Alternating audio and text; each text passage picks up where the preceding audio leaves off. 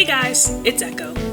I've been on a bit of a kick for people's original stories recently. There's nothing quite like getting to listen to someone sharing a bunch of information and really creative, interesting ideas about their OCs while I make my drawings alongside their speed paint. People come up with the most incredible ideas, and the best ones are the stories where, instead of stressing constantly over what makes a perfect good story, they take their passions and interests and just chase them. The good story, it can come later. And you know what? I think I can do it too. I have a world I've been chewing on for a bit. I can share it with the world. Keep in mind that everything I do share in this video is subject to change. I've been working on it for a while, but as I progress, things tend to naturally shift and slide around, and I'm trying to really let my interests push me forward instead of trying to wrangle everyone into submission. With that out of the way, let's jump right into it. In the beginning, there was nothing but the void. The void is not really alive per se. It's a web of magic and movement and nothing all at once. It existed before anything else did, and eventually the magic inside it collided and mixed just right to create universes, one of which is Koverria, the world my story takes place in. When Koverria was made, two beings appeared with it. Arian, the being of light, and Thanatos, the being of dark.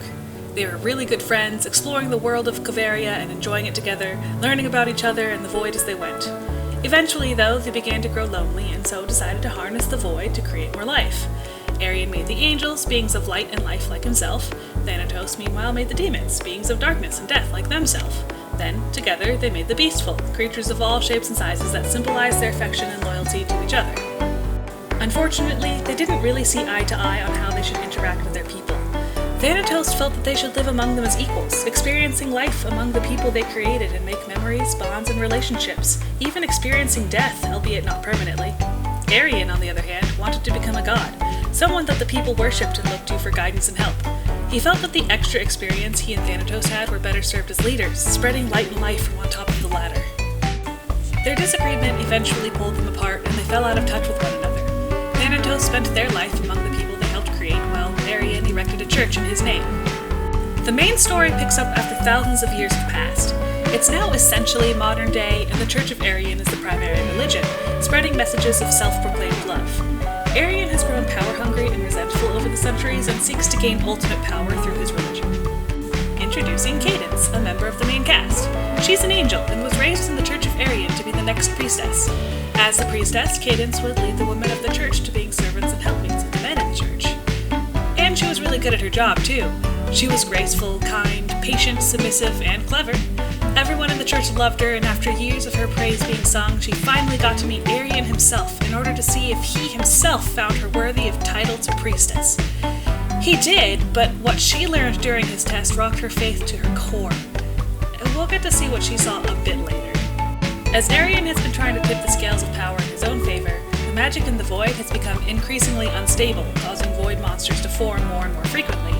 At first, the church was able to keep it pretty well under control, but eventually Arian began to let the beast ravage communities he didn't like, those that he deemed lesser than his angels. The demons being the main group to suffer, though any who openly opposed his church end up losing its protection. On seeing this injustice, a demon named Lucius, oh look, another member of the main cast, decided to team up with Iris, a wolffolk from a small community of wolffolk, to try to protect the people in their city who the church turned a blind eye on. Obviously, the clergy of the church did not like this, and they got branded vigilantes. They technically weren't doing anything illegal, given they were only killing void monsters, but the church started a smear campaign to mark them as enemies of the church. That didn't stop the pair from picking up some more teammates. First was Sullivan, a deerfolk who had deconverted from a much smaller religion worshipping the nameless god of death, and found their group out of an interest in what they stood for. Then came Rowan, a catfolk who was kicked out of his religious family for being trans. The group was small, but considered each other family, working hard to keep each other and their community safe. Thanatos is, naturally, another member of the main cast. Eventually, they end up meeting the vigilantes, joining their group, and starting to direct them towards making a more impactful difference against the church. And then there's Azrael.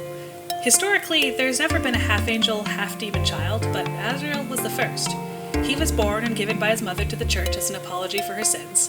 They killed his father, took Azrael from her, and forgave her, so long as she swore herself to being a dedicated servant of the church for the rest of her life as a penitence.